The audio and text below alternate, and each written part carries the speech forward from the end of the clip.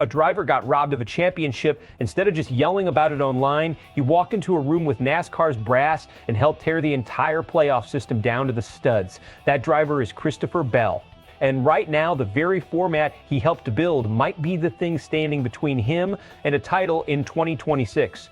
This is a story about power, payback, and irony. And it's still being written. Here's the breakdown.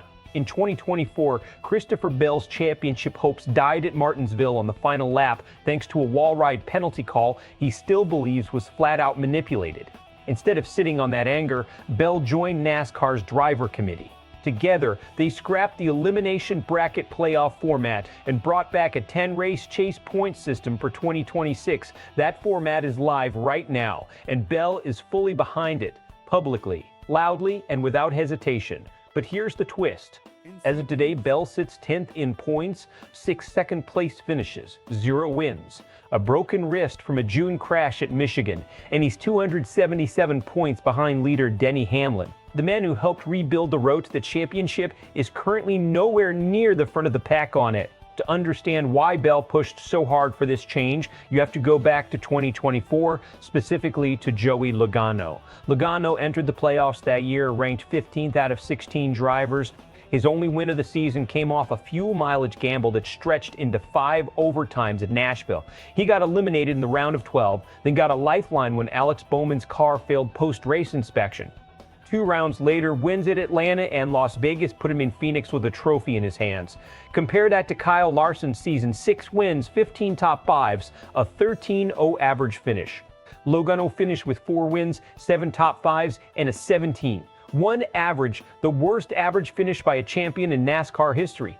Fans didn't just grumble, they organized around a single demand: kill the elimination bracket. NASCAR listened, brought drivers like Bell into the room, and rebuilt the format from scratch before the 2026 season even started. This wasn't a boardroom decision handed down from executives. This was drivers directly shaping the rules they now have to race under. Let's talk about what actually changed and why it's a bigger deal than it sounds. Under the old system, NASCAR ran 2 separate scoring tracks. Regular season points meant almost nothing once the playoffs hit, and a hot week or two could erase a full season of dominance. That's exactly how Logano backed into a title while being statistically the least dominant champion ever crowned.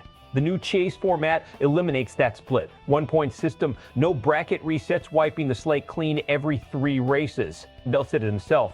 Go on a hot streak and win races, and you can climb the standings in a way that actually reflects performance, not just survival. That's the strategic shift. Consistency matters again. A driver who runs second 6 times and stays mistake-free has real standing instead of getting buried by someone who peaks for 1 late-season heater. But here's where it gets interesting for Bell specifically. This format rewards sustained performance over the full stretch, which is exactly the kind of season Bell has not had. 6 runner-up finishes show speed. 0 wins and a broken wrist show a season that's been snake-bitten. Is pushing for a fairer, more merit-based system smart? Absolutely. For the sport, for the fans, for the integrity of who gets to call themselves champion. But it's also a gamble for Bell personally. He removed the safety net of a late-season format reset, the very thing that might have given him a shortcut back into title contention after a rough middle stretch. Now, there's no shortcut. He has to outdrive Hamlin's 277-point cushion the hard way, race by race,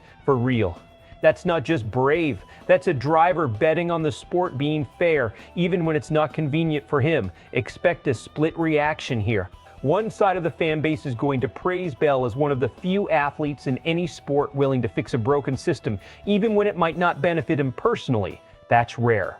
Most drivers protect their own shot at a title first and worry about the good of the sport later, if at all. The other side is going to point at the standings and call it karma. 6 seconds and no wins, sitting well outside title position in the exact format he lobbied for. Some fans and analysts will frame that as proof the new system is brutally fair. It doesn't care who built it. Both reactions are valid, and both make for a genuinely great storyline heading into the back half of the season. Best case, Bell's wrist heals fully, he strings together the wins his speed already suggests are coming, and he claws back into serious contention. If that happens, this becomes one of the best redemption arcs in recent NASCAR memory. The guy who got robbed in 2024 fixed the system and used his own fix to win it all. Worst case, the wrist injury and the deficit proved too much. Bell finishes outside title contention in the very format he helped create, and the format itself gets remembered more than his season does. Not a disaster for the sport, genuinely a win for competitive integrity, but a tough personal pill for a driver who did the right thing and still came up short. Either way, the next 10 races just got a lot more interesting to watch. So here's the real question.